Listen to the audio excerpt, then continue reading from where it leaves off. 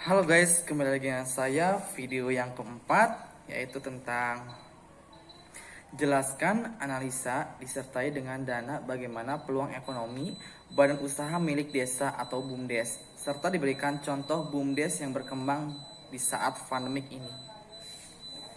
Nah, untuk jawabannya, memajukan badan usaha milik desa BUMDes untuk meningkatkan ekonomi desa bukan hanya tugas pemerintah semata, apalagi dalam kondisi pandemi COVID-19 membutuhkan kerjasama dan dukungan dari banyak pihak, termasuk dari sektor swasta. Merinci ada 5 masalah dalam pengembangan produk unggulan di desa yang dikelola oleh desa dan BUMDes, yakni yang pertama, rendahnya skala ekonomi. Yang kedua, lemahnya akses pasar. Yang ketiga, jalur distribusi yang panjang. Dan yang keempat, rendahnya sarana pasca panen. Dan yang kelima, kualitas pemodalan. Dana desa bisa dialihkan menjadi modal BUMDes, tapi jangan berpikir itu satu-satunya sumber modal. Ke depan BUMDes seharusnya bisa melakukan pendekatan ke pihak swasta yang dapat membantu berlangsungnya BUMDes. Nah, di sini bentuk dukungan swasta sama contohnya dalam menyediakan sarana dan prasarana panen.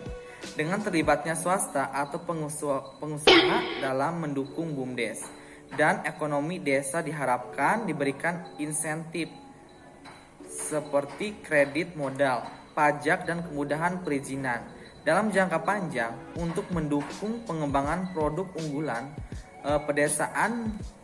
Perlunya difasilitasi pelaksanaan forum bisnis yang mempertemukan daerah dengan pihak investor dan kementerian atau lembaga terkait.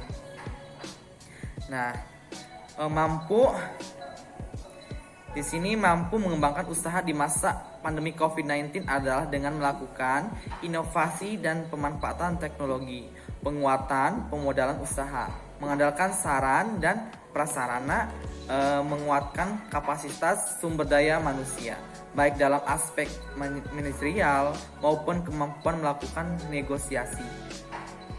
Antonius sebagai pementeri sesi ketiga memaparkan bahwa pandemi COVID-19 telah menimbulkan respon yang berbeda-beda baik dari masyarakat maupun pemerintah. Nah, pada tataran pemerintahan, pemerintah di dunia mengeluarkan kebijakan yang berbeda-beda sesuai dengan pertimbangan masing-masing. Ada pemerintah yang menjalankan kebijakan lockdown, namun ada juga yang melaksanakan kebijakan pembatasan sosial. Nah, meskipun ada perbedaan dalam menanggapi dampak pandemi COVID-19, namun secara prinsip semua negara memiliki kewajiban yang sama, yaitu harus melindungi rakyatnya. Nah, satu contoh jalur yang menguntungkan di tengah desa mengandalkan sektor wisata BUMDes, Ijen Lestari, sangat terpukul dengan datangnya pandemi. Namun, bermacam adaptasi dilakukan saat wisata mulai dapat kembali dijalankan secara terbatas. Nah, dengan mematuhi protokol kesehatan dan bermacam inovasi digital. Februari 2020, virus corona belum sampai ke Banyuwangi. Saat itu Yatma dan kawan-kawan mengurus badan usaha milik desa BUMDes, Ijen Lestari, desa Taman Sari, Kecamatan Linci, Kabupaten setempat masih percaya diri. Uang kas 150 juta rupiah digunakan untuk perbaikan infrastruktur destinasi wisata alam lokal andalan mereka, sedangkan Seruni, destinasi wisata Kawah Ijen, menjadi yang paling favorit untuk kunjungan wisatawan mancanegara. Pintu masuk menuju Kawah Ijen berada di desa Taman Sari, Pontens. Dari popularitas destinasi tersebut yang membuat BUMDes Ijen Lestari lahir, berkembangnya dan bermanfaat bagi ketahanan ekonomi masyarakat. Mayoritas penduduk di Taman Sari, 60%, merupakan petani kopi. Nah, sisanya bekerja sebagai petani pangan, penambang, belerang, sapi perah, dan sektor swasta maupun formal. Nah, melihat peluang tersebut, unit usaha pertama di sektor pariwisata yang pertama dikelola BUMDes Taman Sari, yakni tiket masuk ke jalur wisata Kawah Injen pada tahun 2015. Yang pertama dikelola BUMDes Taman Sari, yakni tiket masuk ke jalur wisata Kawah Injen, memberikan diri untuk menarik biaya tiket masuk di jalur wisata Kawah Injen.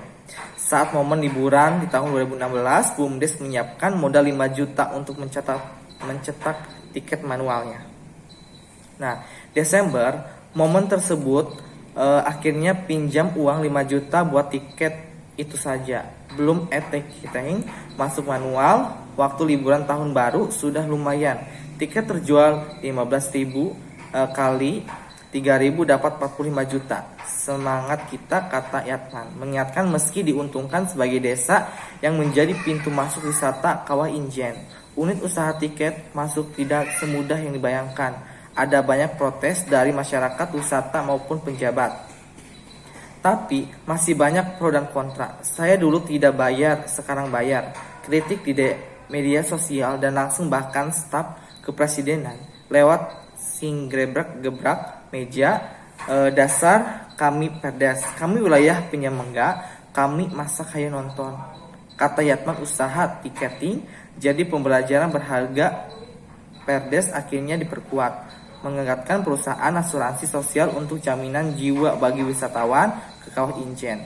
Jalur menuju wisata Kawah Injen memang rawan dan sering terjadi kecelakaan akibat remblong. Nah, mungkin sekian pertanyaan yang saya udah jawab. Kurang lebihnya mohon maaf. Jangan lupa ya guys. Nah, jangan lupa di subscribe, di share, dan nyalakan loncengnya. Terima kasih.